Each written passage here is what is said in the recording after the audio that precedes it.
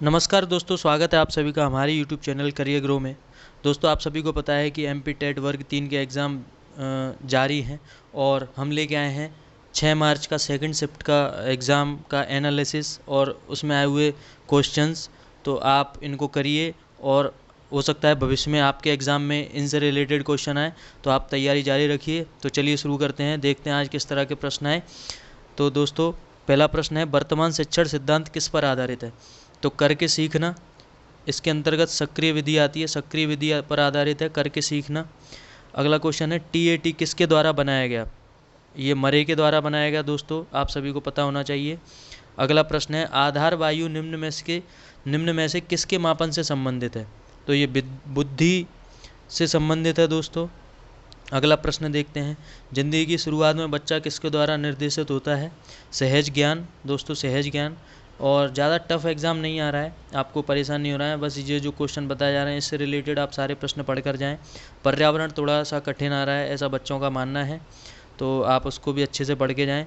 और आने वाले आगे के लिए सभी जो स्टूडेंट्स हैं जिनके एग्ज़ाम आने वाले हैं उनको ढेर सारी शुभकामनाएँ और ऑल द बेस्ट। मैं चाहूँगा कि आप बहुत अच्छा करें और कोई दिक्कत नहीं है, जीतने का मज़ा तभी आता है जब लोग आपके हारने का इंतज़ार कर रहे हो। तो आप जीत के बताइए सबको। अगला प्रश्न है, जिंदगी की शुरुआत में बच्चा किसके द्वारा निर्देशित होता है? ये हमने पढ़ लिया, सहज ज्ञान के द्वारा। क्रोध व भय प्रकार हैं, संवेग के प्रकार हैं दोस्तों।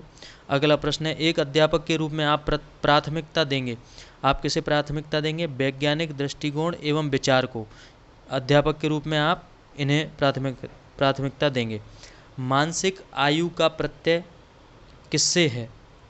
विनय साइमन से, ये सही हो जाएगा दोस्तों।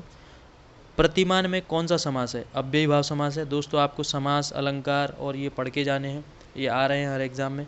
और समास का कुछ नहीं, छोटा सा ट्रिक है, काफ़ी सिंपल है। काफ़ी लोगों को ये कठिन लगता है, लेकिन छोटी सी ट्रिक है। अव्ययी भाव समास तो बहुत ज़्यादा सिंपल है। जिस भी समास में उपसर्ग, जैसे प्रति, ये तो तो उपसर्ग हो गया, प्रति, और जिसमें प्रत्यय या उपसर्ग लगा हो वो अव्ययी भाव समास होता है। जैसे आगमन, मतलब जिस प्रत्यय और उपसर्ग की पहचान अगर आपको है तो वह आपका अव्ययी भाव समास है। तो ठीक है दोस्तों, इसी तरह से बाकी के समास की पहचान है, आप कोई सी भी क्लास ले सकते हो, और अगर ज़रूरत हो तो आप मुझे कमेंट में बताएं, मैं इसकी क्लास अपलोड कर दूंगा। अगला प्रश्न है, भाषा के शुद्ध रूप का ज्ञान किससे होता है? व्याकरण से होता है दोस्तों।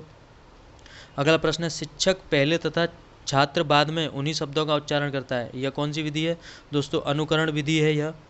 इसके बाद है, माता पिता में संतानों को प्राप्त होने वाले गुणों को क्या कहते हैं? जो माता पिता से मिलते हैं हमें, उन्हें हम वंशानुक्रम कहते हैं। वंशानुगत जो होते हैं वो गुण होते हैं। किसी बच्चे के समाजीकरण का प्रथम स्रोत क्या है? परिवार है दोस्तों। परिवार से ही समाज का निर्माण होता है। शिक्षा के उद्देश्य का मूलभूत स्रोत मानव अनुभव है मूलभूत स्रोत। डमरू पर बंदर का नाचना किस सिद्धांत पर कार्य करता है? शास्त्रीय अनुबंध सिद्धांत पर कार्य करता है दोस्तों ये। और खेत में जो बिजूका है, जिसे देखकर पक्षी भय खाते हैं, उसको भी, वह भी इसी शास्त्रीय अनुबंध सिद्धांत का प्रकार है दोस्तों। अगला प्रश्न है, प्रयोगशाला में कार्य करते समय विद्यार्थी किस विधि का अनुसरण करते हैं? तो दोस्तों, आगमन विधि।